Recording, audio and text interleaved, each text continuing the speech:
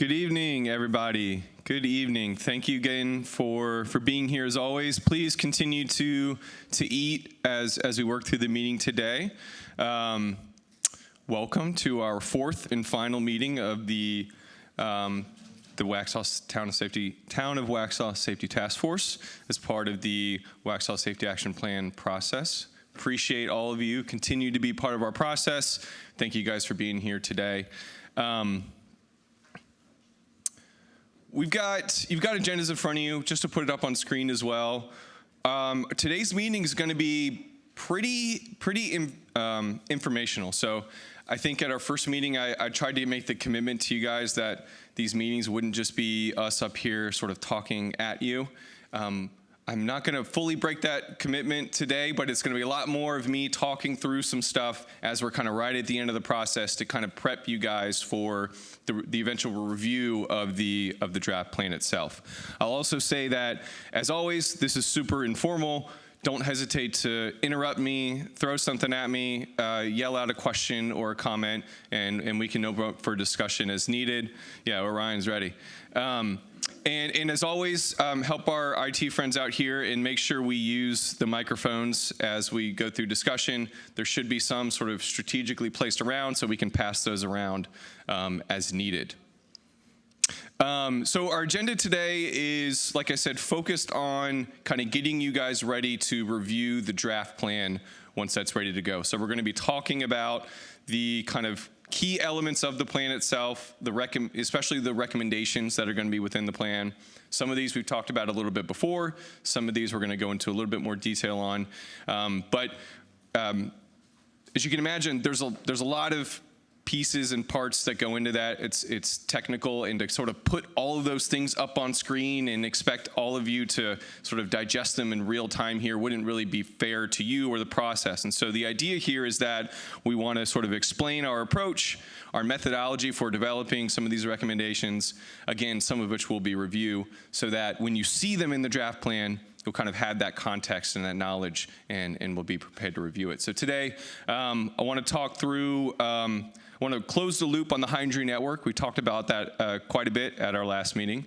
I also want to talk about how we identified projects for the plan, how we prioritize those projects, and then those kind of actions and strategies, those countermeasures, all those things that help us implement the plan and improve safety here in Waxhaw that don't necessarily manifest as projects on the ground. We'll kind of wrap it up by talking about our documentation schedule for pulling the draft together, reviewing with staff, making available for public review and to all of you for review, and then finally adoption. Any questions about that? Okay. Like James said in our meeting, or in his email today, our meeting today might be quicker than our typical meeting. Just depends on how much discussion we get. Again, we're just kind of, I know it's going to feel like a lot to digest, so if at any point we're going too fast, let me know. We'll slow it down. We'll talk through it. As always, want to start just kind of around the room, just kind of doing some reintroductions. Maybe we can start down here. Dex Wilson, Chief of Police, Town of Waxhaw.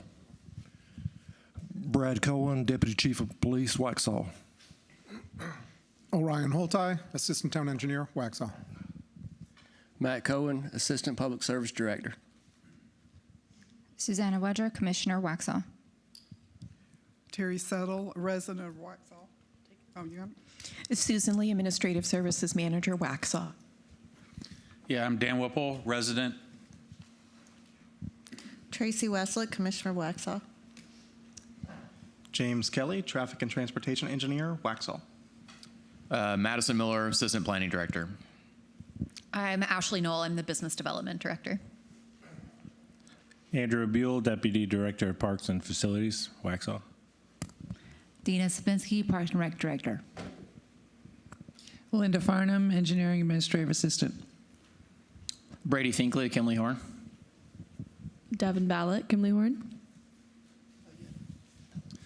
And I'm still Nat Hayward, Transportation Planner, Kimley Horn, your lovely MC for all these meetings. So You've seen this process graphic before. I won't break it down in detail, but once again, our project process is broken down into kind of 3 typical planning phases. We're kind of right, let's see, does this work? Yeah, here we go. So we're at this 4th task meeting right here, really kind of straddling this line, right, between these 2 phases right now. We'll be having the draft plan really shortly. We've sort of developed draft versions of all these recommendations that we'll be putting into that process as we move through. So this is the home stretch, guys. Thank you guys for sticking with us this long.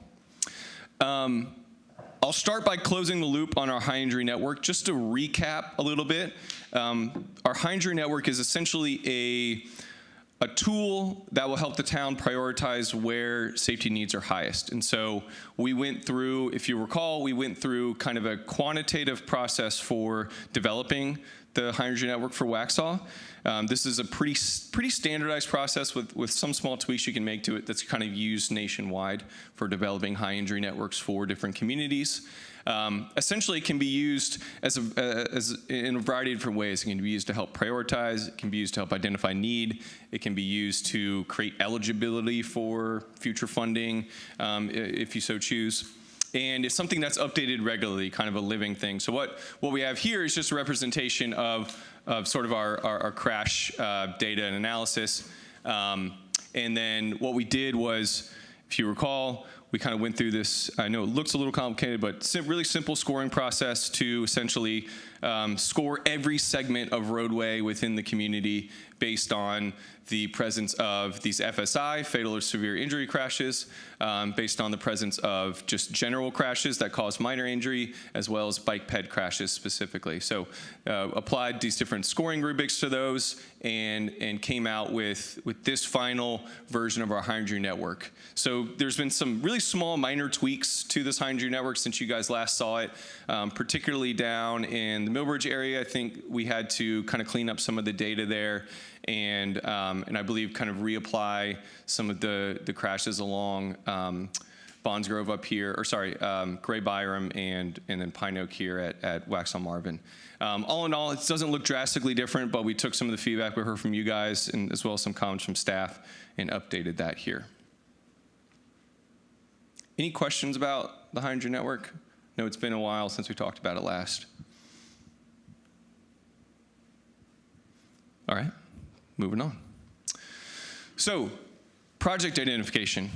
Coming out of developing our high injury network, we need to actually identify a set of projects that live within the plan as recommendations that actually address the needs that our high injury network identifies, right? So what you see on the map here, again, these aren't projects, these are just representation of those segments we know have the highest safety needs.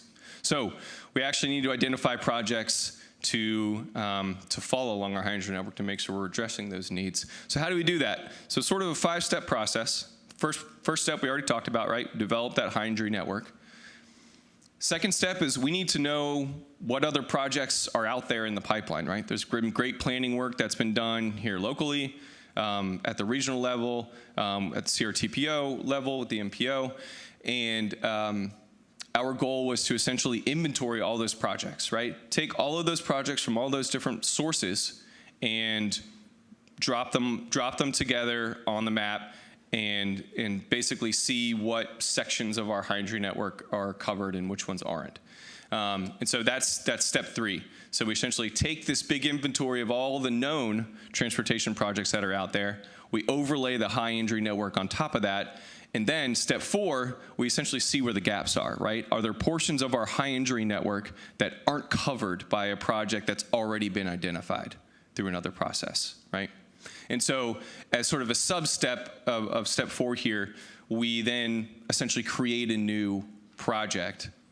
In this case, at the planning level, it's a line on a map, right?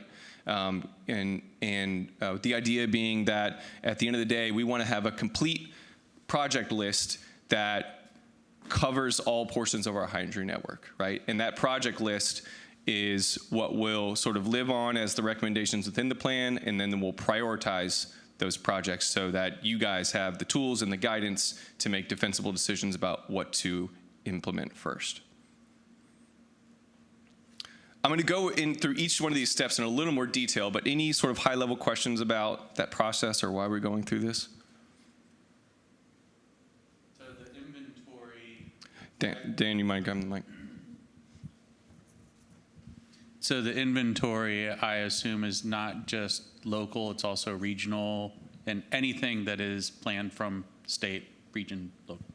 Yeah, absolutely. And I think the beauty of what, I guess, the alignment between planning process was strong here, because I don't know that there was anything in a regional plan that wasn't on a local plan already. So, which is a good thing. It means your guys' local plans are making it to that regional level, which is good. So, once again, we'll kind of walk through this step by step. We developed a hydrogen network. We already talked about that, right? Next step was inventory all the projects. So you can see a big representation of that here. We're looking at roadway projects, we're looking at greenway projects, bike ped projects, intersection improvements, crossing improvements, all these things. So you don't need to know all these colors and lines and shapes here. The point being that this is our kind of full inventory of projects that we started with from a variety of different sources. And the next step was to essentially overlay our hydrogen network and see which ones fell along the hydrogen network. So everything you see up here that's in kind of red or green, those were projects that are previously existing through another planning process. And then anything up here that is in this yellow or orange are pieces of our hydrogen network. You see some downtown here that weren't covered, right, by one of those existing projects. So essentially, this tells us where our gaps are, right? And so we've highlighted some of those in the screen, and I think it's a little bit hard to see on the screen, but you can see where some of those stand out. And so what this did was told us that we need to identify some new projects to include as a part of the kind of complete list. And essentially it looks like this. So, obviously it's a little hard to make out all the different extents of the different projects, but essentially what you're looking at here is a network of future transportation projects that improve safety along our hydrogen network, right? Which is our representation of our segments that have the greatest need for improvement. So not to go down a rabbit hole, but looking at the opportunities that we have here, is it also an opportunity that we can look at the structures of how those became high impact, and when we bring new neighborhoods in, we can potentially prevent that structure style from happening again? Would you mind asking that in a different way? I want to make sure I fully understand your question. So if we have a blind curve coming into a stop sign, and we find in multiple places that's a bad habit for builders to get into, can we then have instructions for future build in our regulations that just say, we find these type of characteristics to be inadvisable for town build? Yeah, I think that's something in the town's purview to do, and I think as it would manifest as a recommendation of this plan, I think it's probably in two ways that we could probably touch on later, but just to bring it up now too, is we're going to the plan is going to sort of identify a set of countermeasure, like a toolbox, right, of sort of best practices that FHWA, which is the Federal Highway Administration, outlines for safety improvements kind of programmatically, right? And so what we could do, Dan, is we could take it a step further to within the sort of actions and strategies portion of the plan. We could say, we've got a high percent, we could look at our highest contributing factors or crash types and say, at their 5 most common crash types in Waxhaw, we recommend using these sets of countermeasures, right? And in theory, hopefully the projects that are identified through this process also address some of those specific concerns, right? But what you're talking about is being able to then apply that more programmatically or automatically, essentially, at places of similar condition. Is that kind of where you're getting at? Don't reinvent the wheel. Right. Block it from happening in the first place. Right. Yeah. Hey, Dan, a good question. So, I guess to sort of summarize kind of what we found here, where some of these new projects popped up, and seeing why they popped up and understanding them a little bit better. A lot of them were geared around locations where we're seeing increases in traffic volumes. You don't have traffic signals. Waxhaw, Marvin, and Gray Byron, for example. Pine Oak and Waxhaw, Marvin, a couple of examples. You have some curves that were not designed probably appropriately, so we'll need to add some countermeasures there. specifically like Waxhaw Indian Trail, up north of like Saratoga, that area. There was some stuff going on, or like really narrow bridge structures where you have some fast speeds, like if you're going down Gray Byram, that little area there. And all of those, as I think about your question, it was a good question. So I was thinking about all of those examples. All of those, if they were to be designed now, will be designed with those things in mind. So you wouldn't have as narrow of a bridge if another bridge was built, for example, with no shoulder and that kind of a grade going down and that speed. Or, you know, at the intersections, we're legally only able to put in signals when they meet signal warrants through MUTCD. And then the curves will be designed appropriately. So there's a lot of those things that I think this, in general, I think are answering your question, but at the same time could probably still work some things in maybe within the policies as well, as we're learning more and more about what's generating these safety problems. Yeah, I guess I was personally surprised to see all the little lines within the neighborhoods, and that was kind of probably what drove the neighborhood when we build these big, huge neighborhoods out, that we kind of look at that and learn. Yeah, so that, are you talking down here? Yeah. Or in the... Oh, in Millbridge, yeah. Yeah, so almost, I think, exclusively when we talk about some of these neighborhood projects you see popping up, almost exclusively bike ped projects. So sidewalk projects where we've seen high densities of bike ped crashes, typically just ped. Yeah.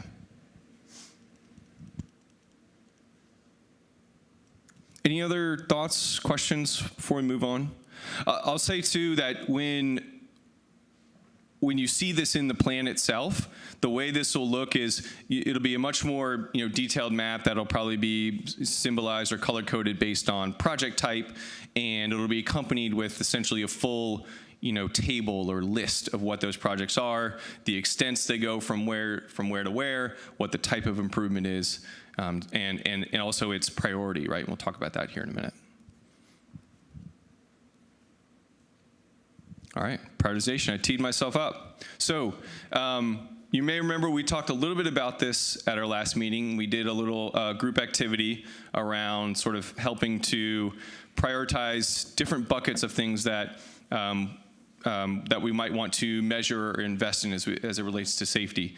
Our goal here is to essentially, again, give you all, the elected officials, staff, community leaders, the public, the tools to make defensible decisions, right, about what's important to us. And so the goal here is to create, yes, it's a quantitative methodology, but a lot of it is qualitative in the sense that we get to customize it based on the things that are important to you all, right?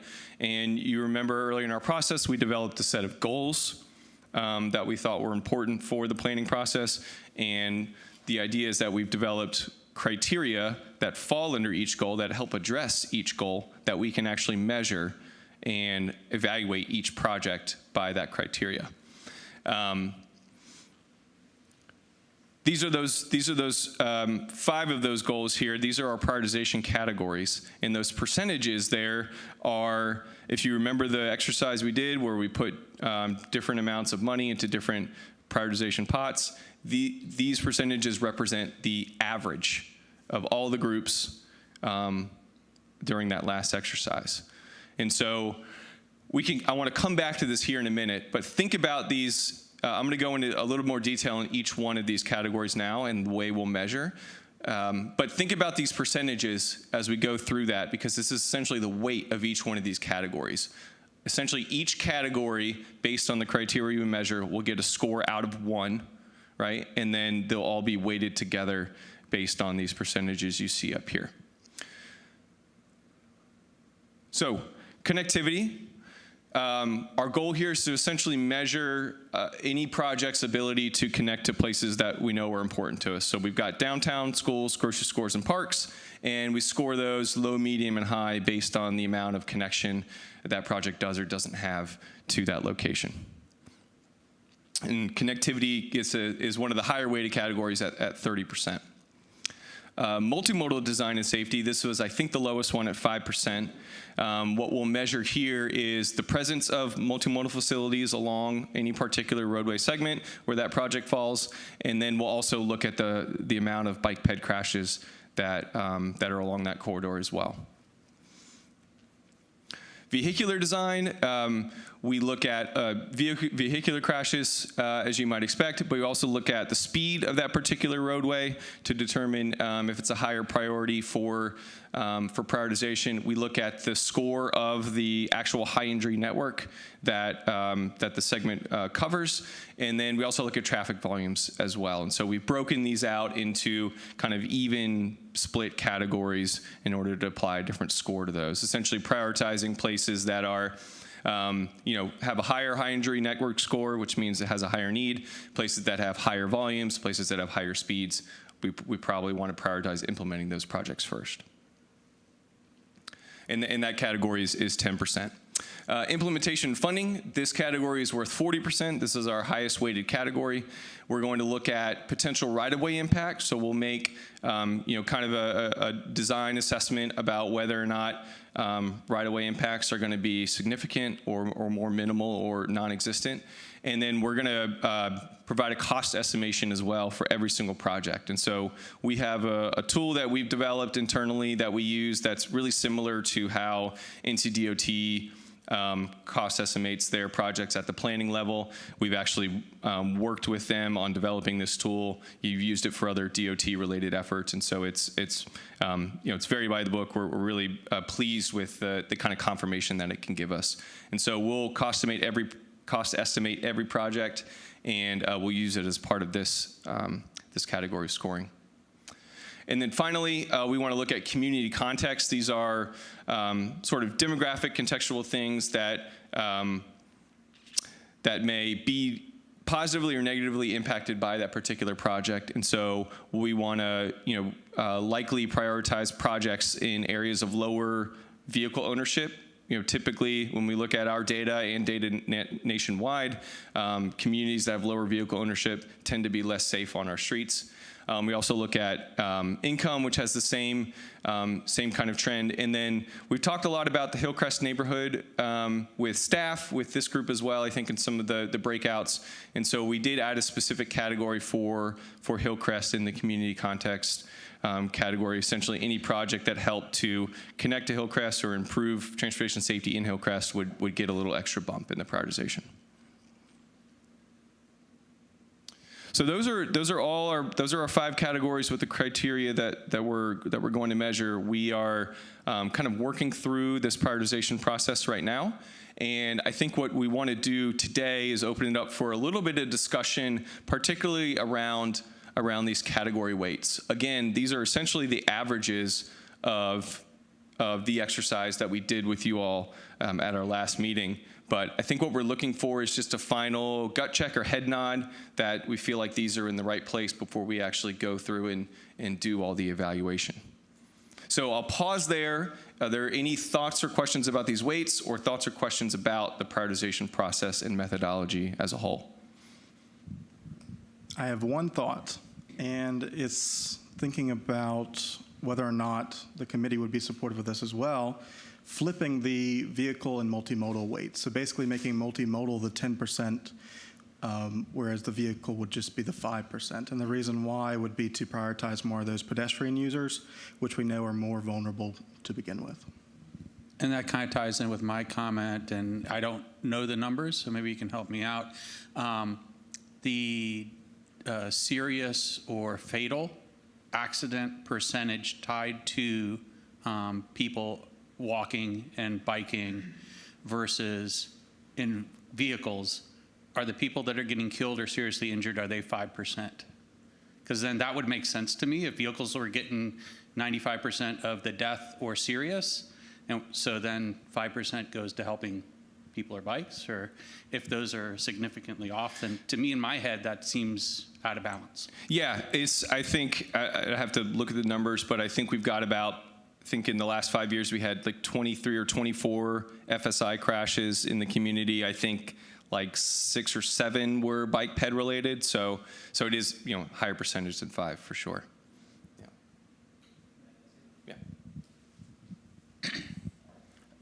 So as I look at this, and like Nat mentioned, this became sort of like an average of kind of what came out of our last exercise.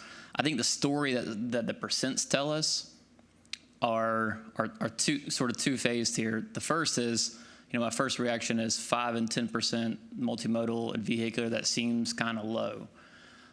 But to put it in context is that we're not talking about all of the roadways across the town. We've already used our FSI data to identify the locations that are most critical. So where these will be applied to are just to those. So that basically those bike and ped and those vehicular crashes have already been implemented to get to the point before these are even applied, if that makes sense, right? So then of that, the story that this tells me is that, what you are saying is that it's important of those projects to prioritize the ones that best connect us to where we want to go and that are the easiest to implement. That's kind of what, if I just look at it and simplify it, that's kind of what it's most likely to be implemented, yeah, with the least amount of right-of-way hurdles or whatever the case may be, or cost hurdles. I think that's a fair statement, and I guess when you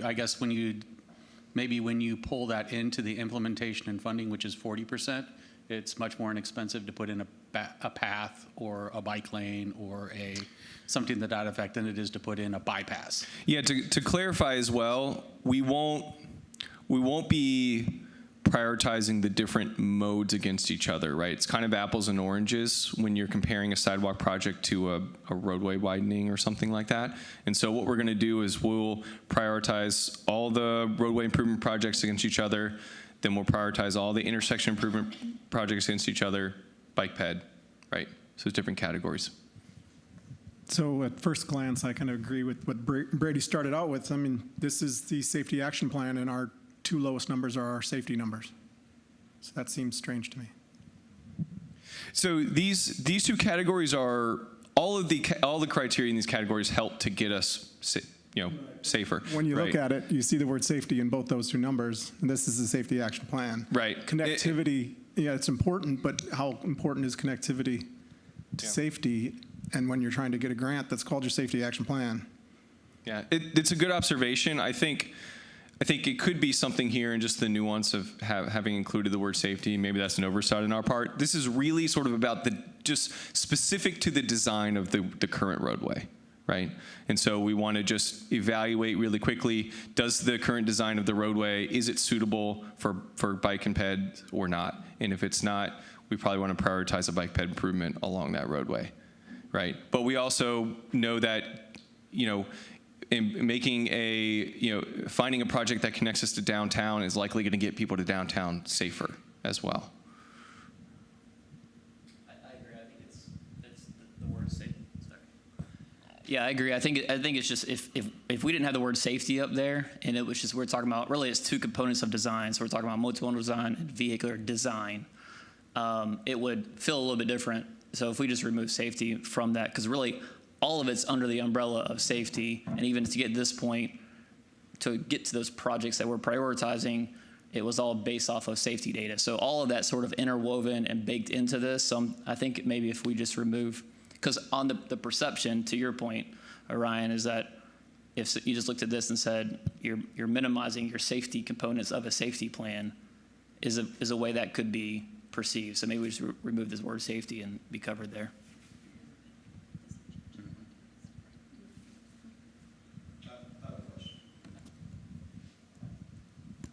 Hello. This may be more versed toward James. I'm sure you would know the answer. I noticed that downtown area is one of our areas that we have a lot of crashes. I think they're low speed crashes. Well, I know they are. So there's not a lot of injury, but there's a lot of crashes. What would we need to do to put a median down through the middle? Is that something DOT would have to approve so you can only turn right out of the side roads, and that would stop those crashes? Because what's happening is vehicles are stopping. They're telling people, you're good to go. You can turn left, and then they're getting hit by oncoming traffic. That's a great question, Dex. So we're actually already ahead of the game there. So the project is the Broome Street Roadway Improvements Project from Church Street south to 75 and including a turn lane on 75. That includes the potential to add in medians or those concrete islands that will minimize those turning movement conflicts. So we have that project programmed right now. Construction is estimated 2028 on that. So it's going to take us a little bit of time because we still got to get through the agreements with the consultants and then move toward the design and then ultimately right-of-way and then to ultimate construction. But I will say that project is already programmed separate from this funding, which is a plus.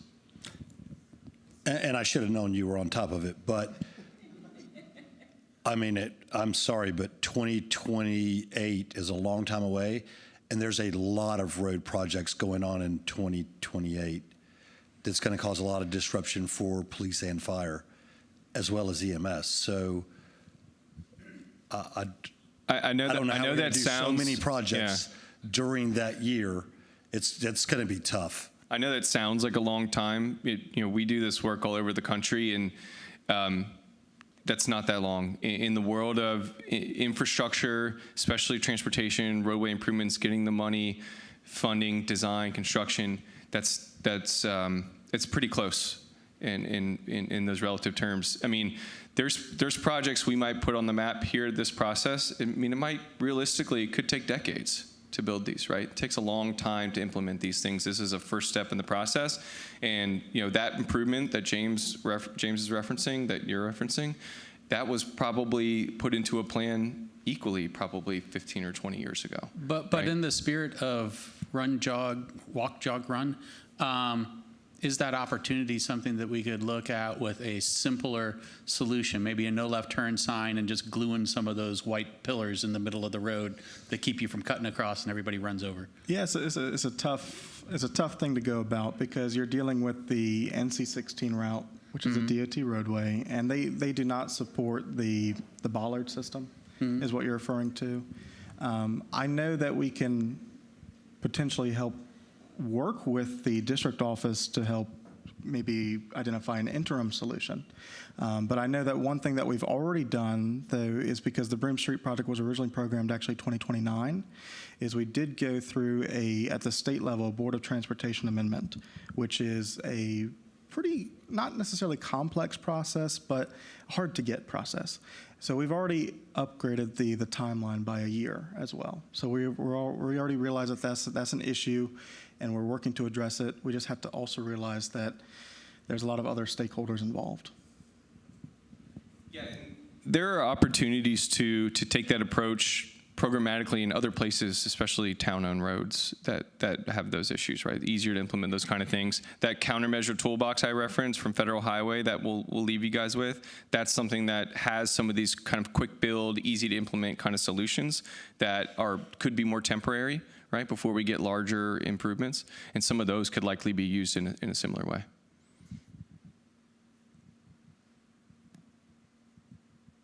Okay, so what I'm hearing, I think James unofficially put a motion to the floor to swap the 5% here and the 10% here, to swap those. I know, Orion, you suggested maybe these should be higher. I don't know if anyone has additional thoughts or ideas. Motion is on the floor and seconded. No, I think just some clarity is needed on the vehicular design versus safety.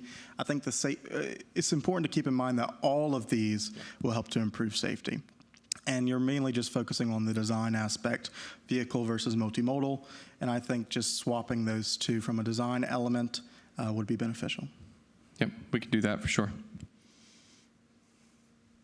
Any objections? Hearing none, motion carries. Been to enough formal meetings, you get used to these kind of things. Okay, so it's a good segue from Dan's question where we just talked. We're also going to develop kind of an action plan matrix and a set of strategies that the town can use to implement the plan itself, make kind of programmatic improvements for safety, and also have some tools to make better decisions moving forward to improve safety on the network. So It starts with those countermeasures. I mentioned that toolbox. This is a screenshot of just some of those things that you can find in FHWA's toolbox. What we're going to do is likely heavily reference what FHWA has already provided. A lot of it's really suitable and customizable for any type of context or roadway. And what we'll do is we'll review it kind of with a fine-tooth comb and highlight anything we think might need to be tweaked or customized as it relates to this community. But it's going to be a great toolbox to be able to make some of those future safety improvements that might be smaller in scale, or if we have questions about exactly what design solutions we might need in a particular place, this is a great resource for that. So I've referenced our goals a few different times. Remember, our prioritization categories are essentially organized around 5 of these 6 goals. And I bring these up again in order to talk about the action plan that we're developing as part of the larger safety action plan. So what we're going to do is essentially create an action table. This is an example of one that we've done for another community. And essentially what this does is we will identify a series of specific actions that the town can undertake, and we will organize those around these 6 goals, right? So we'll develop actions that address each goal, making sure we're kind of creating that clear alignment throughout the entire planning process. And we will, within each action, we'll obviously provide a description of what that action is. We will identify a progress measure to track progress or improvement for that particular action. We'll identify any lead agency or department that would sort of drive that forward. There's always key partners that you might need with some of these particular actions, whether these are other departments within the town, elected officials, NCDOT, regional agencies, things like that. And then we also identify a general priority for those actions. And so we've started working through that. We kind of have an early draft of it, haven't shared it with staff yet, but it's coming very soon. And we'll likely have, 5 to 8 kind of actions per each one of our categories, per each one of those goals. Any questions about the action table?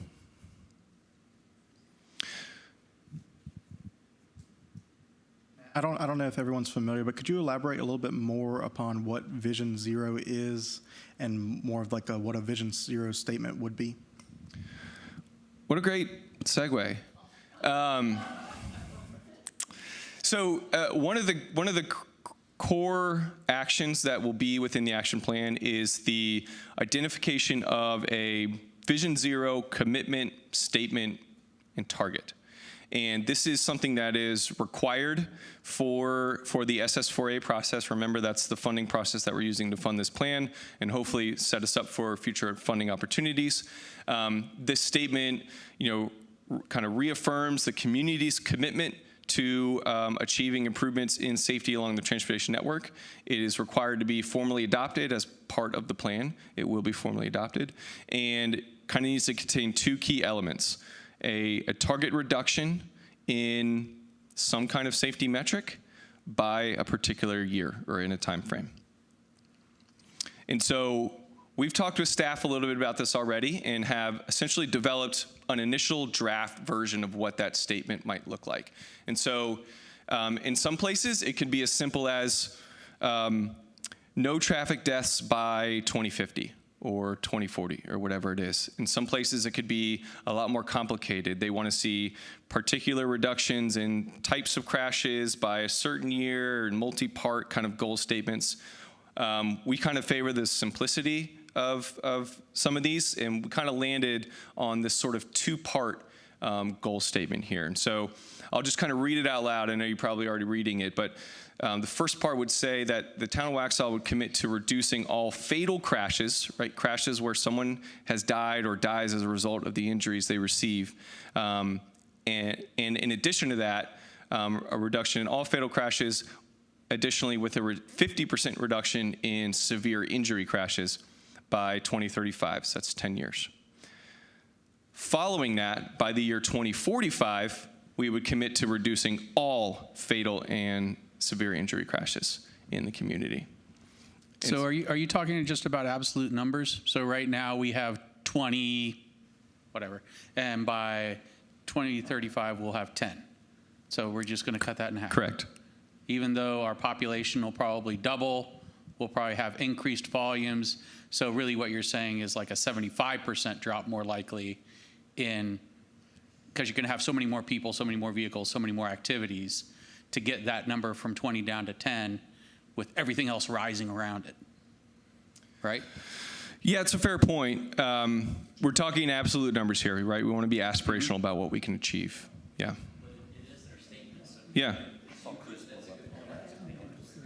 Yeah. Right. Keeping fatal crashes level would actually be reducing overall deaths if you think about everything else rising around it. That's true. Yeah, it's absolutely true. Just something to think about. Yeah. Anyone have thoughts on that? I guess my point would be reducing isn't a very strong word. If we got rid of one, we're reducing it. Sorry. Yeah, that should have said, yeah, it should be a different word. Eliminating is what that should read. Yeah, sorry. Yeah, good catch, Ryan. Yeah, so this would be eliminating all fatal crashes. Sorry, good catch. Yes. Yeah, I hope, I didn't catch that when we wrote this out. Yeah, eliminating all fatal crashes and then a 50% reduction in severe injury. Good catch.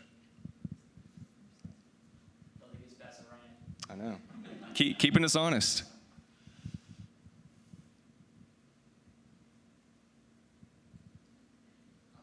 An overall question, which is, how does everyone feel about this? Because I will say this, in the transportation world, 20 years, you're like, oh, that seems like a long time.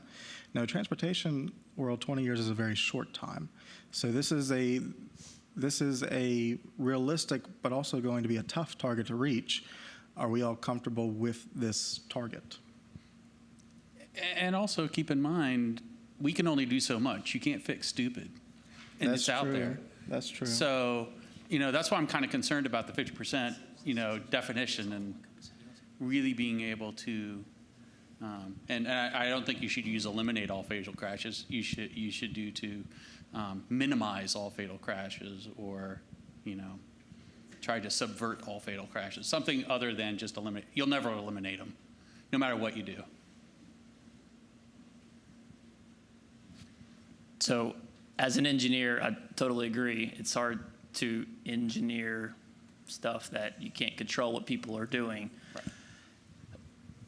Vision Zero is a part of this whole safe systems approach that basically says that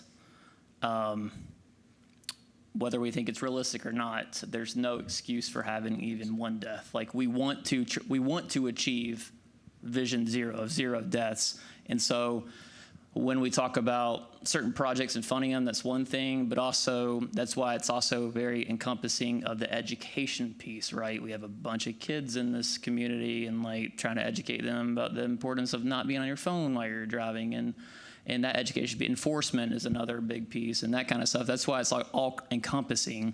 And so basically the premise of that whole Vision Zero idea is that there should be no excuse even for stupid. There is a reason that crash is stupid. And maybe they weren't educated properly. Maybe they were distracted. Maybe it wasn't engineered appropriately or whatever, and sort of being all encompassing. So there is an element of like, realistically, can you get there? But I think that's the idea, if that makes sense. Then you can say that we will strive to eliminate all fatal crashes instead of commit. Yeah, you're totally right, Dan. Like there, two things I want to point out. First is there are communities, growing communities, that have achieved Vision Zero. It is possible, right? We've seen it. It's happened. And I'm not talking about some Scandinavian town in North Sweden either. I'm talking about there are U.S. cities and towns that have done it. Bigger than Waxhaw even. Hoboken, New Jersey is very famous for having achieved Vision Zero for 8 years in a row now, I think. Yeah, they're kind of the poster child for this work. The other point I'll make, and Dan, nothing you're saying is wrong. I want to be very clear about that. I don't disagree with anything. This is aspirational, right? We want to be able to, and it's required as part of this planning process to have this. And so, and it's required to have that target number by that target time frame. We can't, we need to, I think we need to challenge ourselves as a community, so I would say this to any community, to set a target, commit to trying to achieve it, right? And Charlotte has a Vision Zero goal. By 2050, they're going to eliminate all fatalities, you know. That's a tough goal, but that's their goal, and they know it's aspirational, but it drives their thinking and their process, helps them make decisions, right? It's a similar approach we want to take here. I think there are absolutely, this is a draft that's meant to be changed. We're not being defensive about this, but I think we do need to realize that we need real numbers in here that we have to commit to.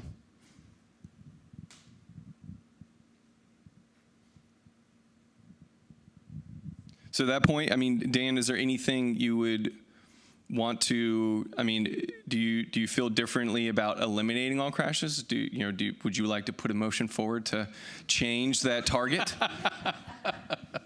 No, it's aspirational. I'm just kind of, throwing things out that come top of mind. Mm-hmm. I'm certainly not right every single time. Ask my wife. But I'm just throwing out thoughts and. Yeah. But that's good. I it's agree good that I agree that you should have a very stretched goal, mm-hmm. because if you don't make it, at least you tried, as opposed to having your goal right here and getting done and having a big party. Yeah. So I agree with you from that aspect. Yeah, thanks.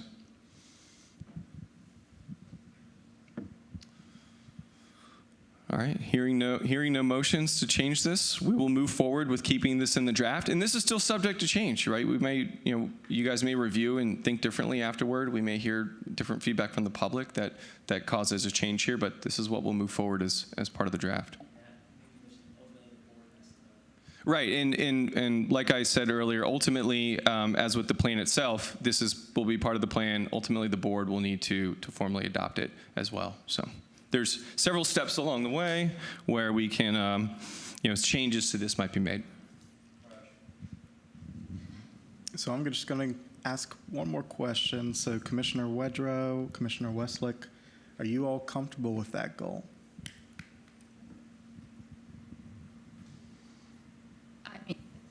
The comment I was going to make is that it's aspirational. So, this is something that we need to have down. Obviously, if we're looking for grants, this is what they're going to be looking for. They're going to be looking for percentages, hard numbers, and I mean, I don't think anyone's comfortable in saying we're okay with fatal crashes. So I think putting in the strong language is fine, understanding that we're going to need to get there, and that's always our goal. I don't think anybody's goal is to have a fatal crash.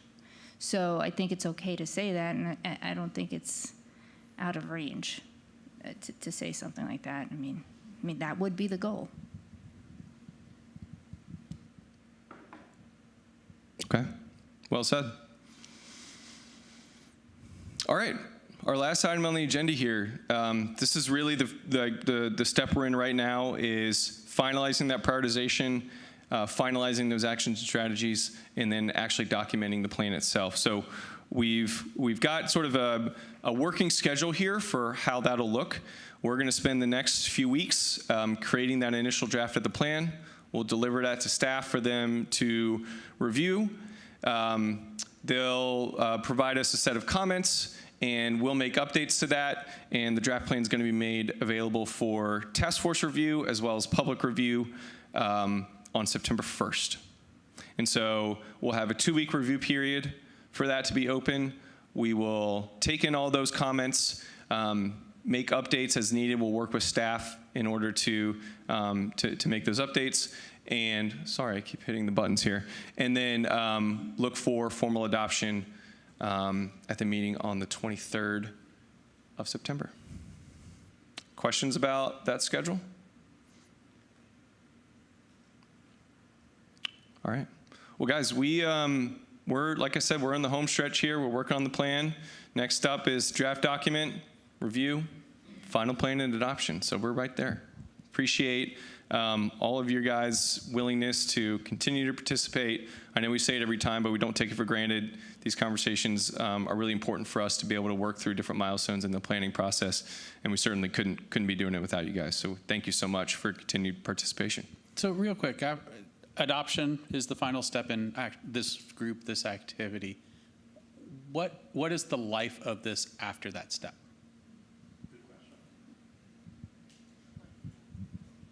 Now, that's a great question. So the overall SS4A by the Federal Highway Administration is basically two phases. This is the first phase, which is the safety action plan. The second phase is the actual implementation grant. So we would apply next spring sometime for an implementation grant, and then obviously this would go to the board for their approval on what they feel comfortable with as far as the projects, what submittals they want to move forward with. And then once you get the implementation dollars, you would then move immediately into actually action. So it's pretty quick, and I say pretty quick in the sense of transportation world. Always the caveat there. Yeah, the idea is that there's an immediate funding opportunity on our immediate horizon, which is next spring. We need this plan to be adopted by then, right, in order to be eligible for that. Beyond that, there's multiple other funding opportunities that are going to be out there over the next several years, 10 years, whatever that might be. We don't know about them all yet. But this plan is going to give you guys the tools in order to know what you want to go for funding for, what's most important to implement, or what you want to save, local resources for to help implement smaller things along the way. What you want to submit for inclusion in larger regional plans at the MPO level that help fund and allocate things that way. So there's lots of different funding vehicles, regional planning, statewide planning. Yeah, exactly. That's a great point as well. As new development comes in, you'll be able to implement some pieces of this as well through those processes also. So it gives you guys the tools to know exactly what you need to do when the opportunities arise. Yeah. And I think, I don't remember your exact words, Stan, but I think you said something about this group dissolving. It doesn't have to. We've actually worked in communities where they've kept this group together to meet once a quarter, twice a year, once a year to check progress on the plan itself, to talk about new issues that come up, whatever that might be. And so that's likely one of the recommendations that we will put in the action plan, is to continue to convene this group of some regular interval in order to, keep progress moving on the plan, on implementation. Well, thank you, Nat. That was actually going to be my next kind of question is what happens 5-10 years from now when we look back at this plan and we have new intersections that actually are problems and the old ones they're still there, but these new ones are worse. And I think it's a good idea to have this at least once a year, maybe every 6 months to meet and discuss, hey, has any of these locations changed? Yeah, absolutely. And a big step in that process too is updating that high energy network every year, every other year, because that's sort of a living network, right, of eligibility, of understanding what our biggest needs are, right? And so another action coming out of the plan is to do that, right? Get the data each year, update the high energy network, determine if there are any new needs, right? And if there are, maybe you meet with this group, you convene those needs and figure out maybe where they fit in the prioritization structure, right?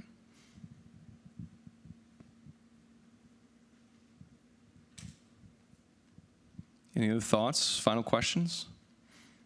That's all we got for you guys today. All right. Thank you all. Appreciate your time. Yep. Nat, I just wanted to say a special thank you to you and your team, Brady, Devin, and Lindsay. I know she couldn't be here this evening, but special thank you to you all for helping to arrange and navigate us through this plan. Yeah, we need T-shirts next. Right back to you guys. We're extremely grateful to be able to work with you. You guys are all great.